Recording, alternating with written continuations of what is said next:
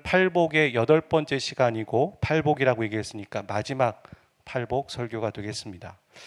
마태복음 안에 있는 팔복, 마태복음 안에 있는 팔복은 이 교차 대칭 구조로 이루어졌다라고 얘기합니다. 교차 대구법 이렇게도 얘기하는데 이 수사법 중에 하나입니다. 예를 들어서 창세기 3장을 제가 가져왔는데 이렇게 되어 있습니다. A-가 연결되어 있고 B와 B-가 의미가 연결되어 있고 그 센터에는 이라는 그런 주제 안에서 쭉 펼쳐져 나가는 거가 되는 것이죠. 이것이 교차 대칭 구조라고 얘기하는데 이것을 팔복에 대입해 보면 이렇게 되어 있습니다. 의에 줄이고 목마른 자와 긍휼히 여기는 자가 팔복의 중심축으로 되어 있습니다. 의라는 것이 무엇인지, 의에 줄인다라는 게 무엇인지 이미 여러분에게 말씀드렸습니다. 하나님의 사랑과 구원이 이 땅에 어떤 사람에게 실현되는 것을 간절히 바라는 게 의에 줄인 거라고 얘기했고, 또 긍휼히 여긴다라는 건 그 하나님의 긍휼하심을 받은 자가 다른 사람을 긍휼히 여기는 거라고 얘기했습니다.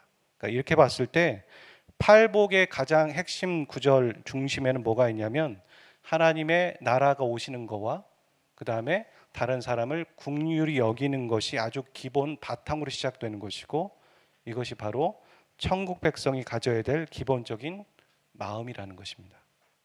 그러면서 온유한 자와 청결한 자가 나오고 있죠. 이게 온유한 자와 청결한 자의 대칭 구조에서는 온유한 자가 얻는 게 복이 땅이라고 얘기했는데 그 땅이 하늘에 계시는 하나님을 보는 것과 연결되어 있으니까 그 땅이 하늘나라라는 걸 알 수 있습니다. 그리고 애통하는 자와 화평케 하는 자가 연결되어 있으니까 애통하는 자가 위로를 받는다고 했는데 그게 바로 하나님의 아들이라 일컬음을 받는 위로라는 것도 알 수 있죠. 그리고 첫 번째와 오늘 마지막 복은 부분적으로 연결되어 있습니다. 둘 다 뭐냐면 하나님의 나라를, 천국을 경험하는 것입니다. 하나님의 나라를 경험한다는 것은 우리가 죽은 이후에 경험하는 것과 함께 현재에도 그 천국을 경험한다는 얘기죠. 그리고 이 마지막 복은 10절로 끝나지 않고 11절, 12절까지 연결되어져 있는 것이죠. 우리가 맛집을 알고 나면 어떻습니까? 다른 사람에게 그 집 맛있어 이렇게 아주 편하게 맛집을 소개할 수 있습니다. 어려움이 없습니다. 잘 낫는 병원이 있다 그러면 누구에게 소개할 때도 그 병원 사람 잘 낫게 이렇게 소개할 수 있게 되겠죠. 이 논리라면 우리가 하나님의 구원과 사랑을 경험한 사람이라면 타인에게도 쉽게 그 하나님의 사랑과 하나님을 소개할 수 있을 것 같은데, 하지만 그렇게 되지 않는 이유가 무엇일까요? 그 이유를 오늘 말씀에서 좀 찾아볼 수 있을 것 같습니다. 오늘 말씀에 의가 나오고 있죠. 저기 나와 있는 것처럼 이미 6절에도 의가 나오고 있는데 10절에도 의가 나오고 있습니다. 그 의라는 내용은 다르지 않겠죠. 근데 의에 줄이고 목마르다라는 개념과 함께 의에 줄인다라는 것은 뭔가 어떤 대상에게 하나님의 사랑과 구원이 나타나길 바라는 것입니다. 간절히. 그런데 오늘 말씀은 의를 위하여라고 얘기하고 있습니다. 그러니까 그 하나님의 구원과 사랑이 어떤 사람에게 실현되는 것을 위해 아주 적극적으로 살아가는 모습, 살아가는 태도이죠. 이걸 다른 말로 뭐라고 하냐면 증인된 삶이라고 얘기합니다. 맛집을 소개할 때 과장할 필요가 없죠. 맛집 사장님을 알지도 못하는데 그 사장 제가 잘 알고 있고 이렇게 말하지 않지 않습니까? 그냥 먹은 것 그대로 담백하게 거기가 어떤데 어때 이렇게 말할 수 있고 있는 그대로만 얘기하면 되는 것처럼 하나님을 소개하는 것도 그렇습니다. 신앙의 연수와 깊이와 상관없습니다. 신앙에 깊이 있는 사람만 하나님을 소개할 수 있을까요? 그렇지 않아요. 증인이라는 건 본 것 그대로만 말하면 됩니다. 내가 나에게 찾아오신 하나님 그대로만 소개하면 되는 것입니다. 가감없이 얘기하는 것이 증인이라는 것이죠. 근데 우리는 증인된 삶을 복음 전하는 삶, 이 복음 전하는 삶에만 한정지어서 생각하고 있는 것 같습니다.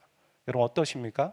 여러분도 증인된 삶 딱 그러면 선교사 혹은 목회자 혹은 복음 전하는 그런 일에만 국한되어 있다고 생각하지 않으십니까? 그렇지 않습니다. 만약 어떤 사람이 복음을 듣고 구원에 이르는 게 우리에게 최종 목표라고 생각해 보십시오. 그런데 그러기 위해서 우리는 어떻게 해야 됩니까? 그 사람과 일단 좋은 관계를 맺어야 하고 또 사회적으로 윤리적으로 문제가 없어야 됩니다. 그 사람이 우리를 싫어하고 꺼려한다면 복음 문턱에도 가지 못합니다. 이런 것처럼 사람들의 윤리적인 기준에 문제가 되지 않는 좋은 사람, 좋은 인간이 되어야 됩니다. 좋은 인간이 먼저인 것입니다. 그래야지만 복음을 전하는 삶도 가능한 것이죠. 이 좋은 사람, 좋은 인간은 어떤 기준일까요? 어떤 사람이 좋은 사람이고 어떤 사람이 좋은 인간일까? 성경에 나와 있습니다. 성경은 우리에게 약한 자를 보호하라고 얘기하고 있고요. 잘못했을 시 잘못했다고 그냥 사과하는 게 아니라 변상하라고도 얘기하고 있고요. 또 내 이웃을 내 몸과 같이 사랑하라고 얘기하고 심지어 원수를 사랑하라 이렇게 말합니다. 세상의 법보다 성경의 법은 하위가 아니라 상위법입니다. 훨씬 더 가치와 이 도덕적인 윤리적인 수준이 훨씬 높다라는 거죠. 그래서 심지어 판사들에게 교회의 문제들을 가지고 나가면 판사들이 뭐라고 얘기하냐면 그거 교회에서 알아서 해결하시라고, 왜 우리 재판하는 데까지 가지고 나왔냐고 그렇게 말합니다. 왜냐하면 재판관들도 그 법에 대한 것들을 공부할 때 성경의 법이 훨씬 더 높다라는 걸 알고 있습니다. 부끄러운 일이죠. 교회 안의 문제는 성경으로 풀어가야 되는데 그것이 안 되니까 사회법으로 풀어가려고 하는 것이죠.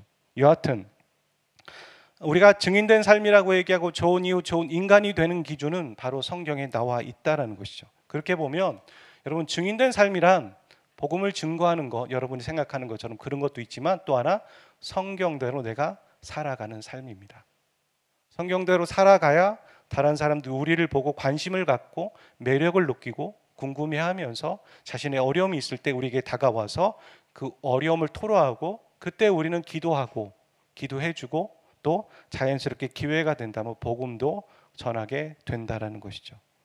근데 오늘 말씀은 이렇게 말합니다. 의를 위하여 핍박을 받는 자는 천국이 저희 것입니다. 핍박을 받는 자는. 이 말은 일부러 핍박을 받아야지만 된다라는 얘기가 아니라 증인된 삶을 살다 보면 핍박은 피할 수 없다라는 말입니다. 이 말씀에서 핍박받는 자가 복수로 되어 있어요. 핍박받는 자들이. 이 말인즉슨 핍박의 상황이 일반화되어 있다는 거예요. 누구 한 사람만 핍박받는 게 아니라 많은 사람이 증인된 삶을 살다가 핍박을 받는다는 거죠. 오늘날도 그래요. 나만 핍박받는 거 아니에요. 많은 사람이 예수의 길, 복음의 길을 걷다가 핍박을 받고 있어요.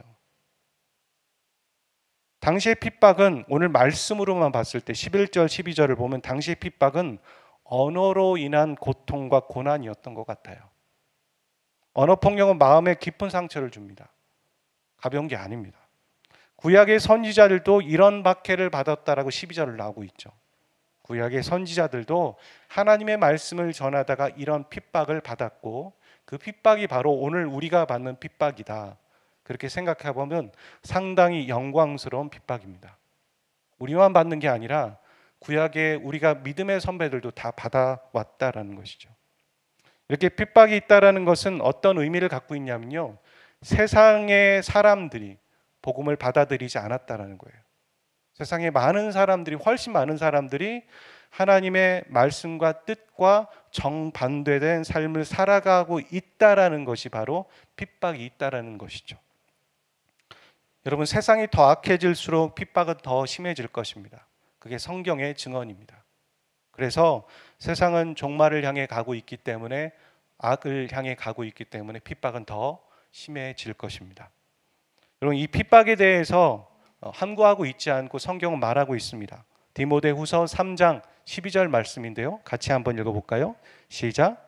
무릇 그리스도 예수 안에서 경건하게 살고자 하는 자는 박해를 받으리라. 참 역설적인 것 같은데 경건하게 사는데 핍박을 더 받는 것이죠. 그리고 빌립보서 1장 29절 말씀 읽어보죠. 새 번역으로 한번 읽어보도록 하겠습니다. 새 번역 전에 여러분 일반 번역으로 한번 읽어볼까요? 시작. 그리스도를 위하여 너에게 은혜를 주신 것은 다만 그를 믿을 뿐 아니라 또한 그를 위하여 고난도 받게 하려 하심이라. 이렇게 보면 무슨 말인지 잘 와닿지 않잖아요. 무슨 얘기냐면 은혜를 주셨는데 믿음을 주신 거와 함께 추가로 고난도 주신 거라고 생각하게 이해가 되게 개역개정은 우리에게 말하고 있는 것 같은데 새 번역은 그 내용이 좀 더 분명하게 얘기하고 있어요. 한번 읽어보죠. 새 번역 시작. 하나님께서는 여러분에게 그리스도를 위한 특권, 즉 그리스도를 믿는 것뿐만 아니라 또한 그리스도를 위하여 고난을 받는 특권도 주셨습니다. 무슨 말이냐면 하나님이 우리에게 그리스도를 위한 그리스도인이 되는 특권을 주셨는데 두 가지를 주셨다는 거예요. 그건 나눠져 있지 않고 합하져 있다는 거죠. 예수를 믿는 것이 특권이고 또한 예수 때문에 고난받는 것도 특권이다. 아멘이십니까? 성경이 이렇게 말하고 있다는 거죠. 그러니까 여러분 건너지 못할 강을 이미 건너신 겁니다. 예수를 믿는다라는 건 고난도 함께 받는 것이에요. 성경은 이렇게 말하고 있다는 것이죠. 어젯밤에 제가 둔산동 시내에 약국을 갈 일이 있었습니다. 큰 문제는 아니었고 작은 것들을 사러 갔는데 차 타고 쭉 가는데 그 번화가를 쭉 지나가다 보니까 수많은 사람들이 그 시간대에 유흥을 즐기고 즐거움을 즐기면서 지나가는 것을 보았습니다. 그것을 보는데 제가 참 동떨어져 있다라는 생각이 들었어요. 내가 왜 거기서 그 사람들과 같이 놀지 못할까 이 얘기가 아니라 그들의 가치와 제가 갖고 있는 가치가 다르다라는 거죠. 제가 가치 있게 여기는 것과 소중히 여기는 것과 그들이 가치 있게 여기고 소중히 여기는 것이 정말 다르다는 것을 새삼스럽게 느꼈습니다. 아마 여러분도 직장 생활하면서 그런 거 느끼실 겁니다. 여러분이 말씀대로 살아가고 그리스도인을 정말 살아가다 보면 내가 정말 혼자 신앙생활을 하는 거 아닌가? 내 이 직장에서 이런 생각들을 하면서 외롭다. 그리고 고민도 된다. 왜냐하면 말씀대로 살아가야 되는데 많은 사람들이 그렇게 살지 않으니까. 믿는 사람이라고 얘기하면서도 그렇게 살지 않는 사람들을 보면서 나는 정말 나 혼자 이렇게 살아가는 게 맞을까? 라는 생각들을 하게 되는 것 같습니다. 이런 생각 가운데서 하나님은 왜 우리에게 팔복을 말씀하시고 설교하게 하셨을까라는 생각들을 해보게 되었거든요. 말씀을 맞춰가면서 팔복을 시작할 때 이야기를 꺼냈던 이야기를 생각해 보면서 그렇구나라는 걸 다시 한번 생각하게 된 것이 있는데 여러분 구약 성서와 또 이 신구약 중간까지 포함했을 때의 문헌들에 보면 축복문은 두 개가 있다라고 제가 말씀드렸어요. 그게 바로 첫 설교 때 얘기를 드렸죠. 두 가지 축복문이 있는데 첫 번째 축복문은 지혜의 축복문이라고 말씀드렸어요. 그 축복문은 뭐냐면 우리가 알고 있는 것처럼 현세적인 복이에요. 현세적인 복을 받기 위해서 너 이거 이렇게 해야 된다. 이렇게 하지만 어떤 윤리적이고 현세적인 복이죠. 이 땅에서 받는. 근데 두 번째 축복문은 뭐냐면 종말론적 축복문이라는 거죠. 그건 앞으로 미래적인 축복이에요. 믿음을 지키고 인내로 살아가는 사람들에게 최후의 엔딩이 있는데 그 엔딩이 해피엔딩이다. 그것을 알려주면서 기다리고 인내해라. 하늘의 상이 크다. 이런 얘기들을 하는 거죠. 그러니까 팔복은 뭐냐면 종말론적 축복문이라는 겁니다.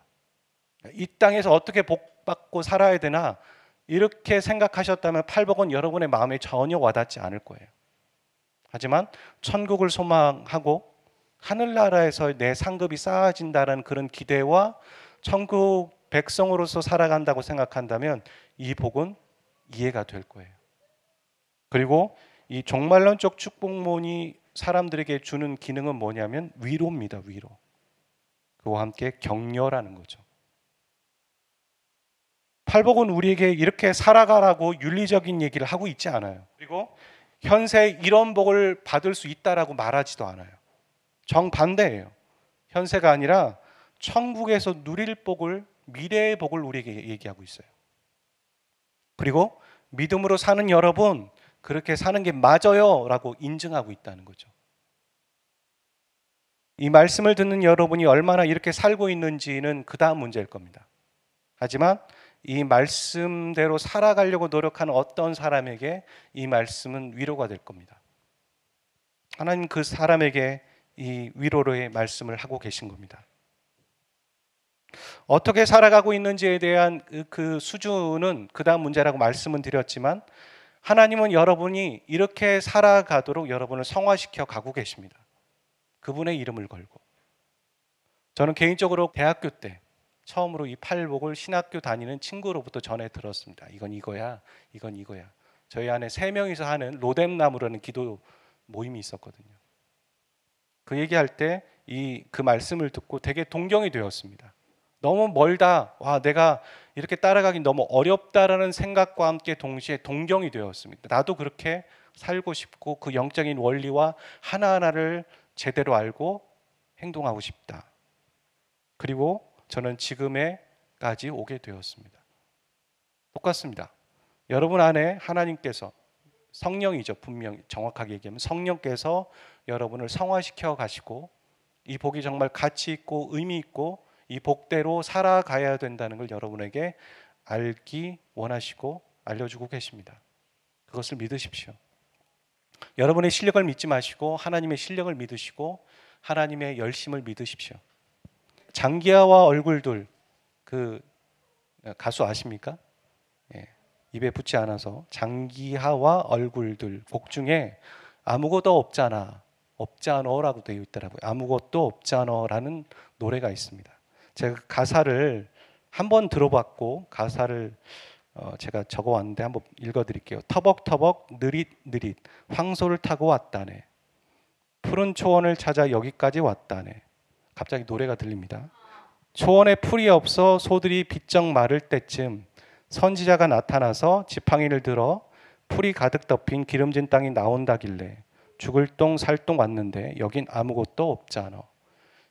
왜 이 노래를 제가 여러분에게 소개해 드리냐면 이 노래는 출애굽기를 모티브로 해서 만들어진 곡입니다.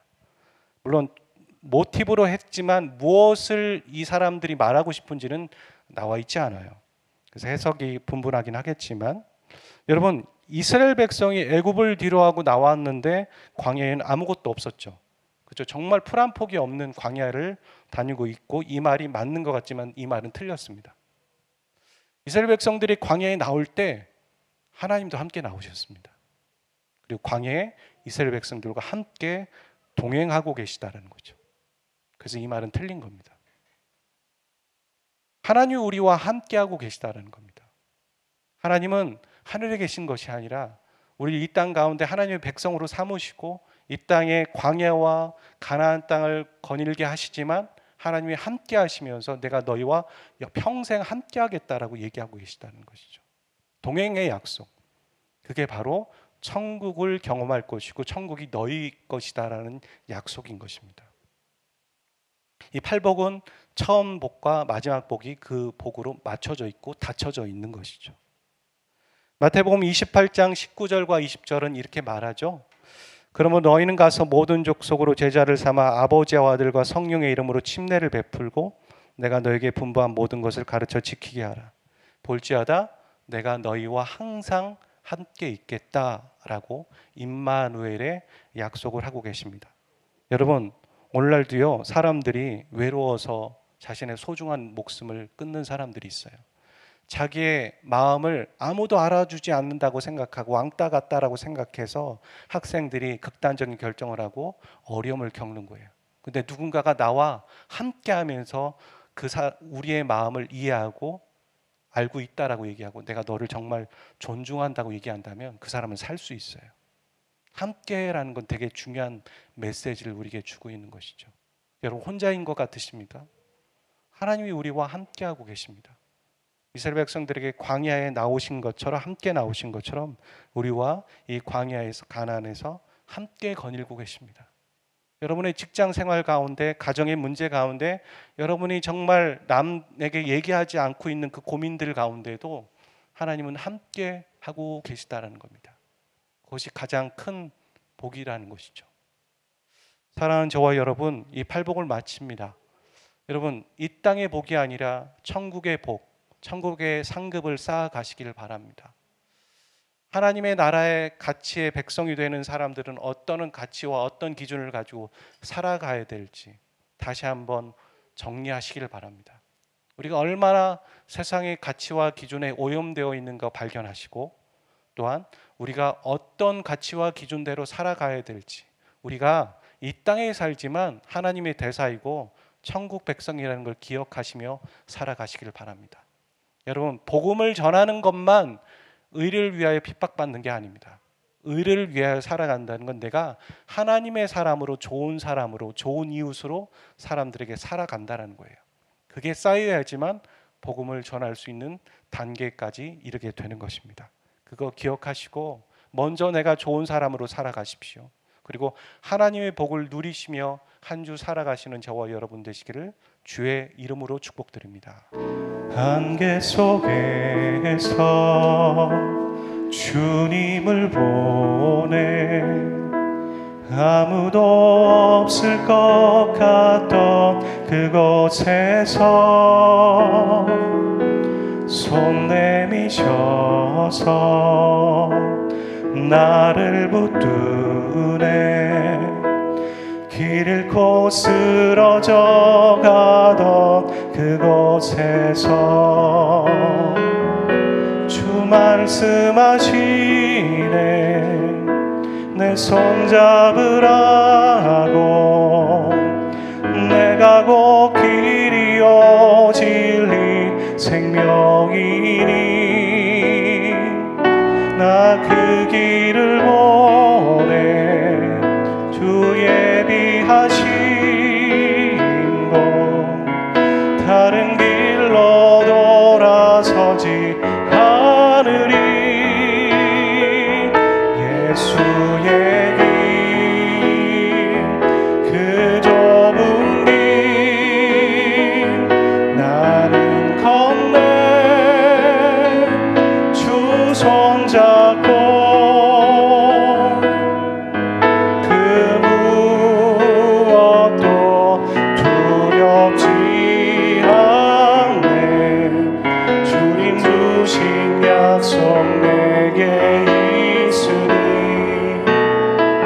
세상의 길 그 험한 길 승리하네 성령으로 그 무엇도 바라지 않네 저 하늘에 내 소망 있으니 주 말씀하시네 내 손 잡으라고 내가 곧 길이요 진리 생명이니 나 그 길을 보내 주 예비하신 곳 다른 길로 돌아서지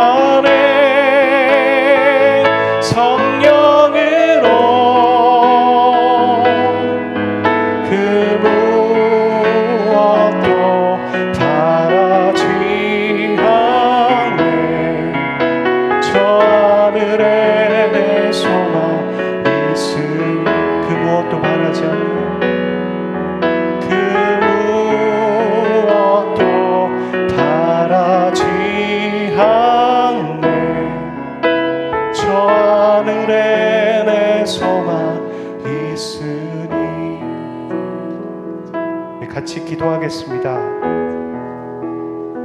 우리를 부르신 이곳에서 우리는 천국 백성이고 하나님의 백성입니다. 그 무엇도 바라지 않고 저 하늘에 내 소망이 있습니다.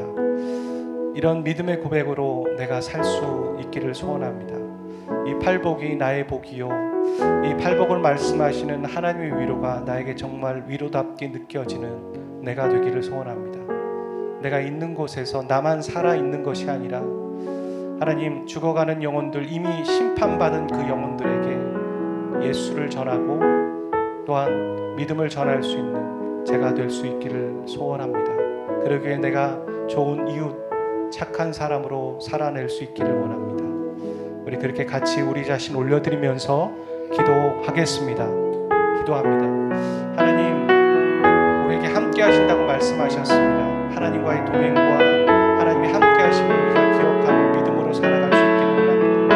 하나님이 함께 하는 것이 우리에게 얼마나 큰 복이고 하나님의 큰 복이며 놀라운 축복인지 우리가 기억하며 살아갈 수 있도록 도와주시옵소서. 하나님, 우리가 하나님 나 혼자 있다라고 생각하지 않게 도와주시옵소서. 나 혼자 그 믿음의 싸움을 싸우고 있는 것이 아닙니다. 믿음의 사람들이 함께하고 있으며 또한 주님께서 함께하시고 성령께서 영원히 함께 하신다고 얘기하시는 그 약속의 말씀 하나님 우리가 살아갈 수 있도록 도와주시옵소서. 하나님, 우리의 믿음을 도와주시옵소서. 우리에게 전해야 될 사람들, 우리에게 복음을 전해야 됩니다. 또한 그 복음을 전해야 될 핍박을 받는 것이 두렵지만 그 거절감과 수치심도 어렵지만 하나님 그것을 이겨내면서 예수님께서 우리에게 하나님 생명을 전해주셔서 생명은 그 복음으로 하나님 그 수치심과 그 모든 것을 이기면서 전해야 될 수밖에 없는 것이라는 것을 깨닫게 됩니다. 영적인 복음과 방향, 세상이 얼마나 타락되어 있고 악해져 있는지 우리의 손과 기억하면서 그 가운데서 우리가 복음을 전해야 될 무엇들을 그것들을 간절히 우리가 배울 수 있도록 인도하여 주시옵소서. 내가 부르신 주를 통해서 좋은 이웃과 좋은 사람으로 살아갈 수 있도록 도덕적으로 세상에 지나가는 이웃과 성공의 모습을 보면서 내가 어떤 사람으로 살아가는지 다시 한번 생각하기를 원합니다. 하나님, 내 소망이 천국에 있습니다. 내 가치와 기준이 천국에 있고 내 모든 소망이 예수님에 있으며 천국에 있음을 기억하며 살아갈 수 있는 우리가 되기를 원합니다. 하나님, 그 모든 가치가 이 땅에 있지 않습니다. 썩어질 것과 영원하지 않은 것과 없어질 것에 있지 않고 내 가치가 천국에 있음을 기억하며 살아가는 우리가 되어지게 하시고 한 주가 되게 하시고 남은 우리가 되어질 수 있도록 인도하여 주시옵소서.